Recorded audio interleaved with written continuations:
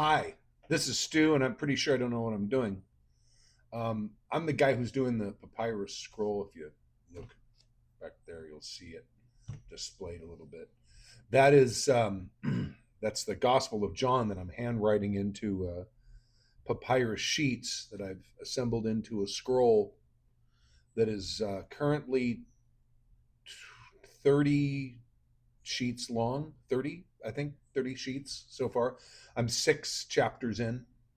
I'm about halfway through chapter 6 of the Gospel according to John. So I wanted to just talk a little bit about some things that I've learned while I'm doing this.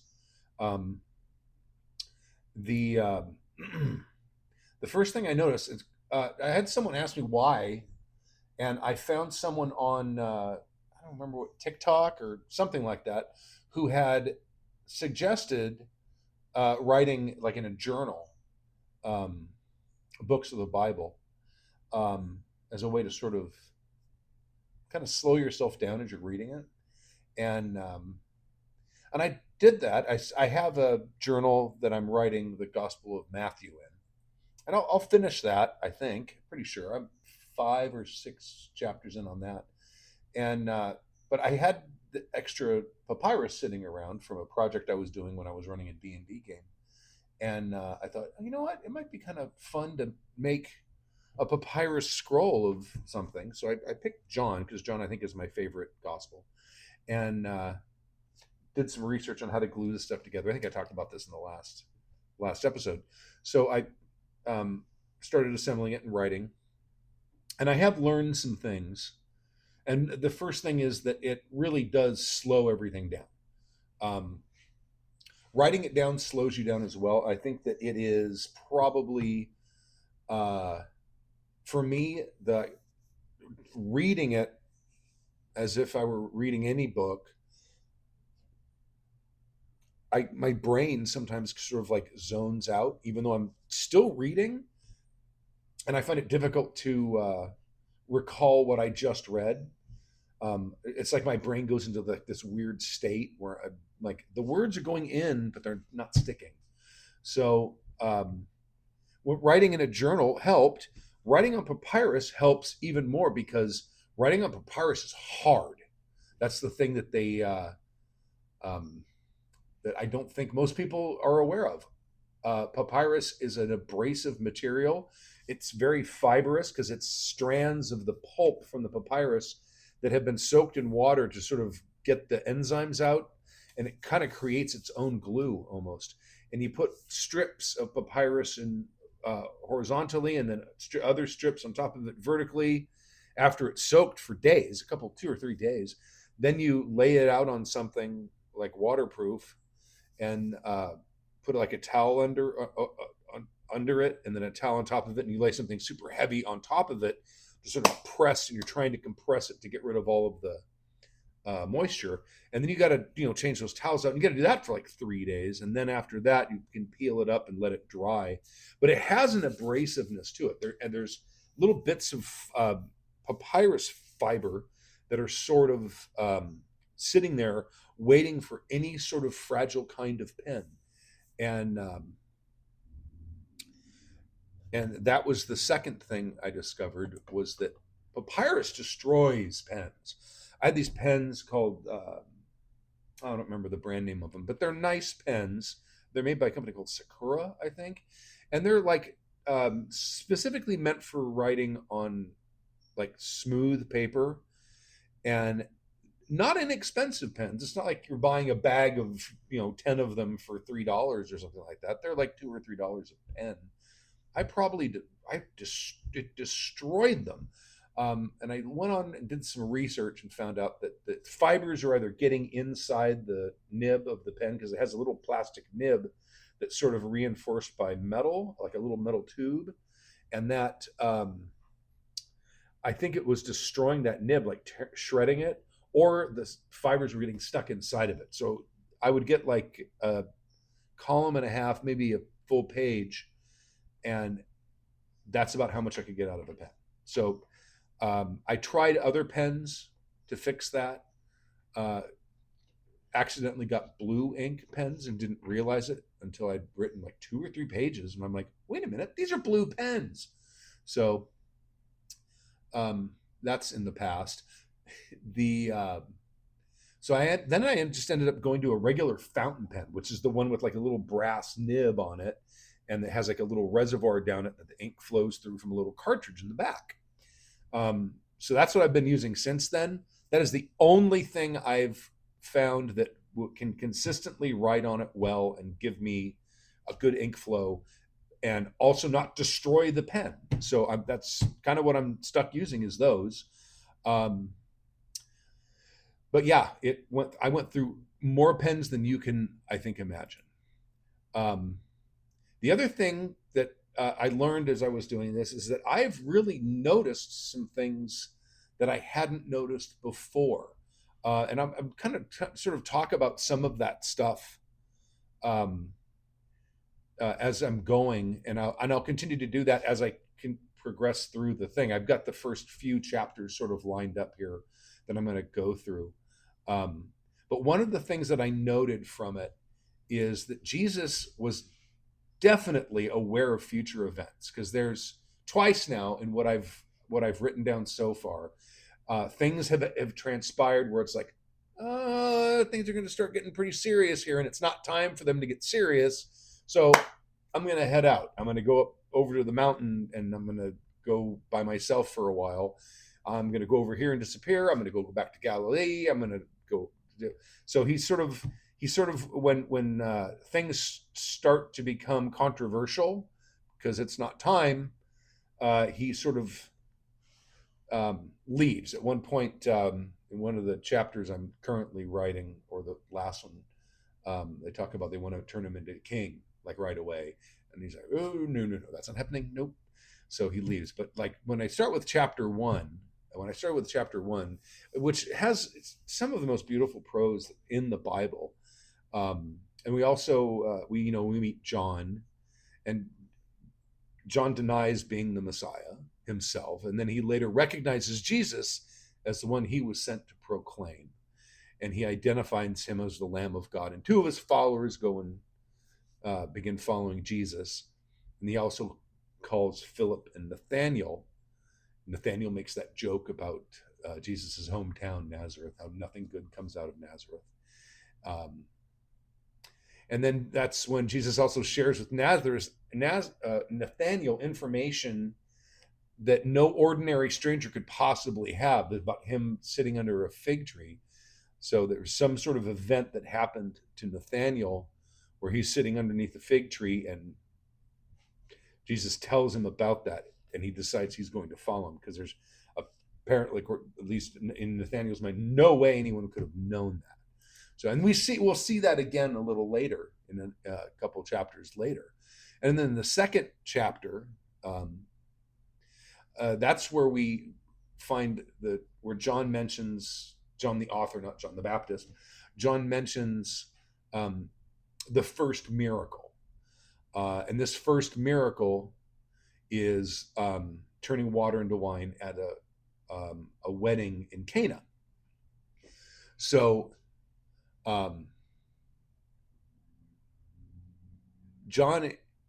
the Gospel of John is making the case that Jesus is the Son of God, and he's going to detail this in 7 miracles throughout the course of his gospel.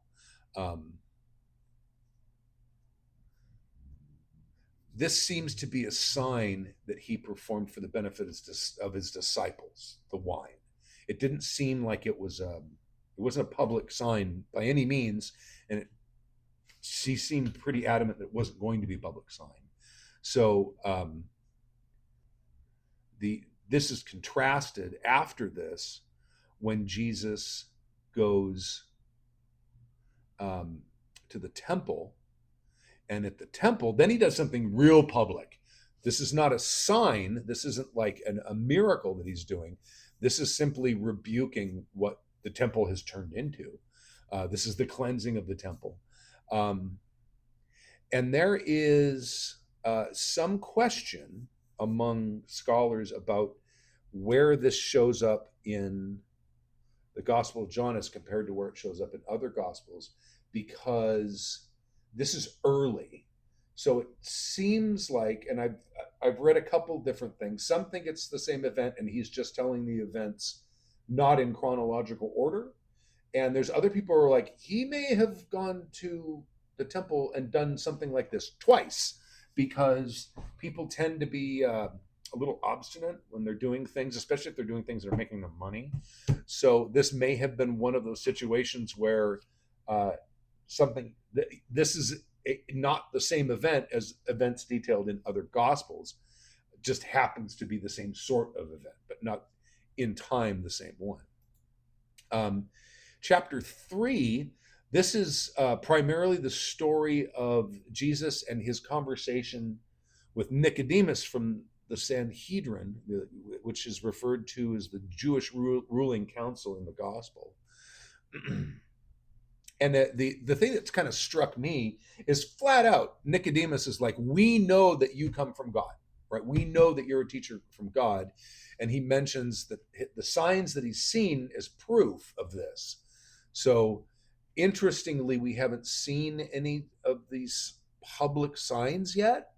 So that may sort of be maybe an argument towards the fact that the story about the temple is maybe things are out of order, because he's seeing signs, or Nicodemus is mentioning signs, but we haven't had any public signs mentioned in it. So maybe John isn't a chronological thing.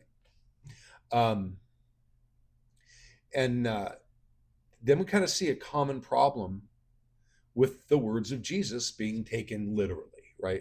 And he tells Nicodemus that you need to be born again, and he's taking this literally, like he literally has to be born again, and mentions emerging from your mother and things like that.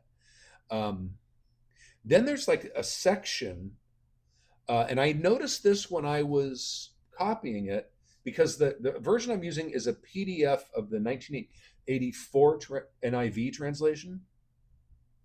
I'm using that one specifically for reasons. And in it's not real good about how it formats quotes, because it'll have quotes at the start, and it'll not, like, every paragraph, because it's written verse for verse, which is one of the reasons I'm using the version I got, because it's just more easily organized, and it's in chunks. And but each one is sort of like written as a paragraph, and they're really, if you're formatting it in English, you're going to have a quotation mark at the beginning of every paragraph when it's one large quote that spans more than one paragraph, and you're only going to put the closing quotes at the very end. And it's like, sometimes they don't bother doing that, it seems. So I'm like going in there and formatting it as I'm writing. And then when I got to John 3:16 to John 3:21, I continued writing the quotes in, because it seemed like this was still Jesus speaking to Nicodemus and explaining things. Of course, John 3:16 is, and I'm of course going to be quoting this from the KJV, because that's what I memorized it. God so loved the world, he gave his only begotten Son, and whosoever believeth in him shall not perish but have everlasting life. And I looked it up. One of the things I'm doing, because I have a PDF, I'm a little suspicious. Is this PDF? Because I'm finding verses I don't remember, obviously, because I'm 60 years old. I don't have that great of a memory, but I keep another translation like near me when I'm reading it. I had a CSB, I had an LSB near me, and I open it up and I start looking at it. It's like, oh no, that's definitely there. And then I opened up, I think it was the NASB, or I don't remember which one it was. And I looked, and they didn't have the quotation marks from John 3:16 through John chapter 3, verse 21. And I found that very interesting, because as I read it, and when I was reading it in my source document, and I've ever read it any time before, I've always assumed that is Jesus's words. Those are Jesus's words. Okay, that's a continuation of the explanation that Jesus is giving to Nicodemus during this conversation that they're having. Apparently, there's some disagreement about whether that is Jesus speaking to Nicodemus or that's John writing sort of like a summation or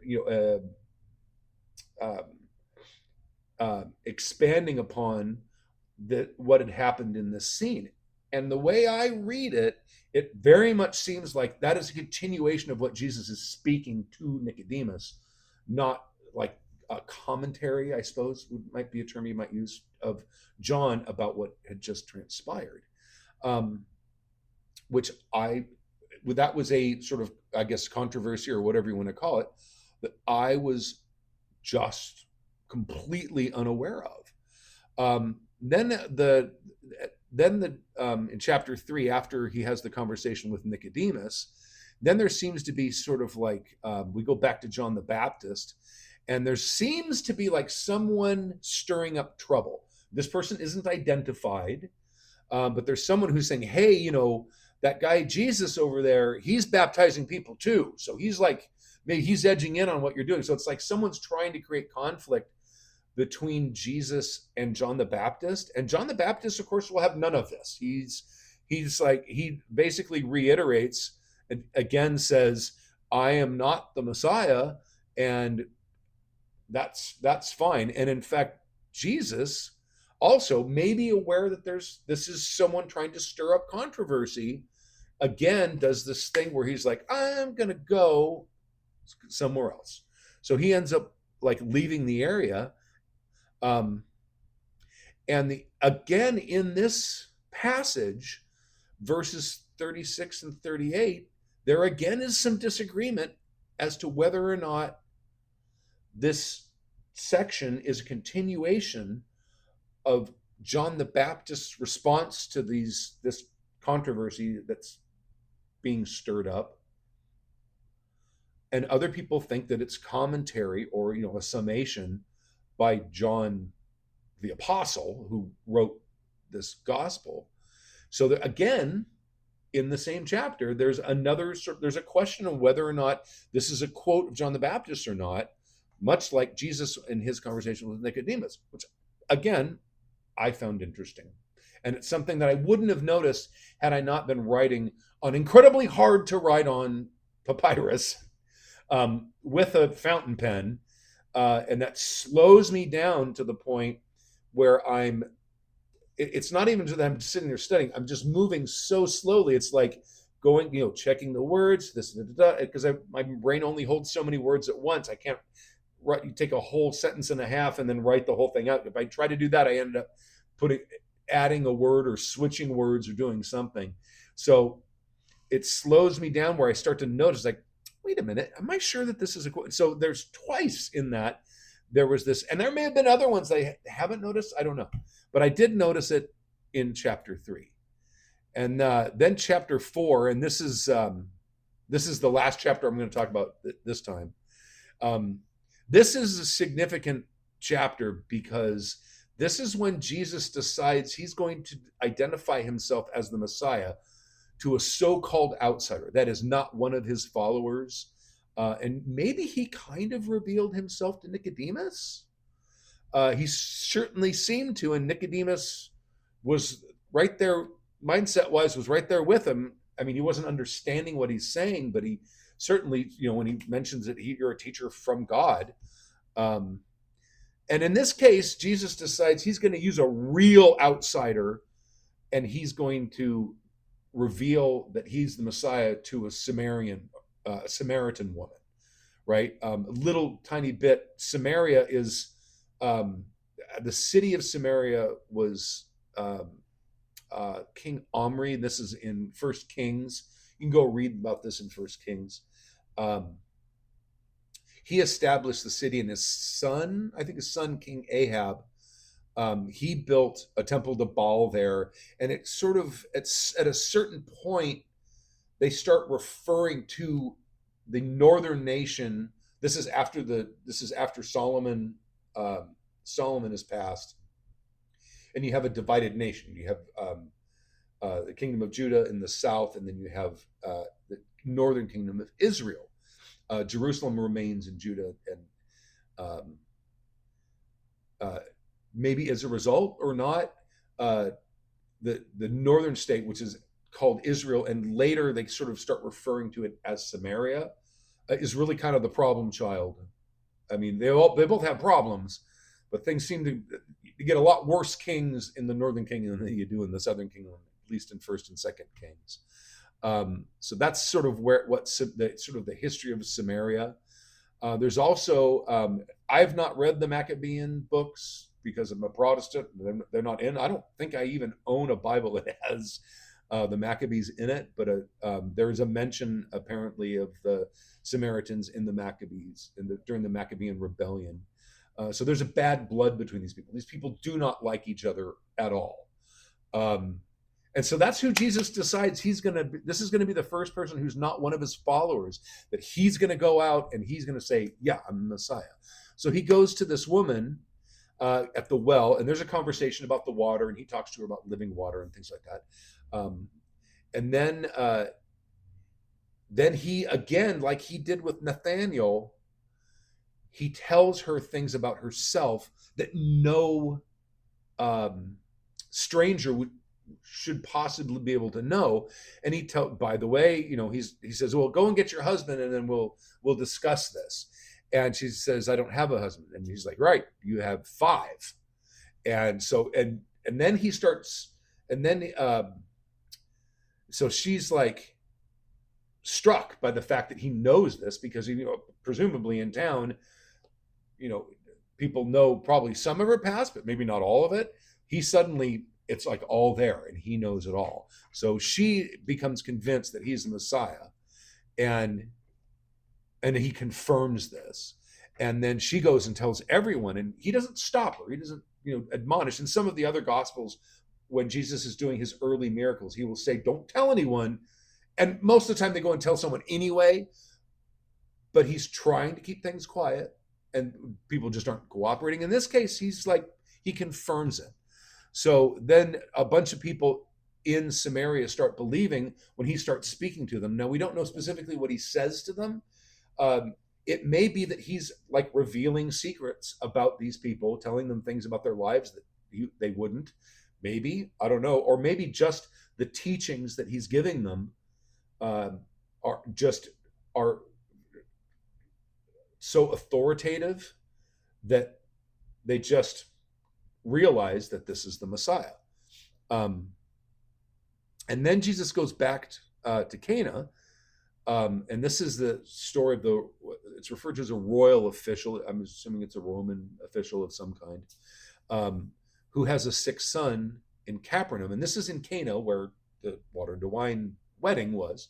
So now he's back in Cana, and there's an official there who has a son in Capernaum and this is stuff that I'm like, I didn't quite get when I was reading it the first few times, because I've read the Gospel of John probably 5 or 6 times. And I looked up in one of my biblical geography texts, the distance between Cana and Capernaum by road is somewhere around 20 miles. This is not a short trip. It's something that, if you're like a real like gung-ho backpacker and you hike through hikers who hike these 2,000-mile trails, you might do 18 to 20 miles in a day, but you're in like peak physical condition. You're like trying to make mileage happen. The journey for a normal person, the journey between Cana and Capernaum, that's probably a 2-day journey, because it's about 20 miles, and people just they wouldn't travel that fast unless they had to, right? Some sort of emergency. So this royal official is in Cana, but he lives in Capernaum, presumably, and that's where his sick son is. So he comes to Jesus and asks him to heal him. And I always kind of wondered why he didn't he says, can you come with me to heal my son? He's like, your son's healed, go. and he didn't go with him. Now I know because I looked it up. It's a 2 day journey. It's 20 miles away. So he goes back, and he is presumably halfway on this trip. It's the next day, and he passes his servants who are coming to give him the news that his son is well. His son has been healed. So that sort of makes sense. He's traveling near the, probably presumably near the end of the second day, and the servant is coming up and probably left that morning. So it's near the end, probably near the end of the day for them, and they're meeting maybe around halfway, and that's when he gets the news. And then he asks him, well, when did my son start feeling better? Oh, it was, I don't remember exactly what he said, but it was around the X hour yesterday. So, and that all, of course, lines up. And now John describes this as the second sign that Jesus is the Son of God.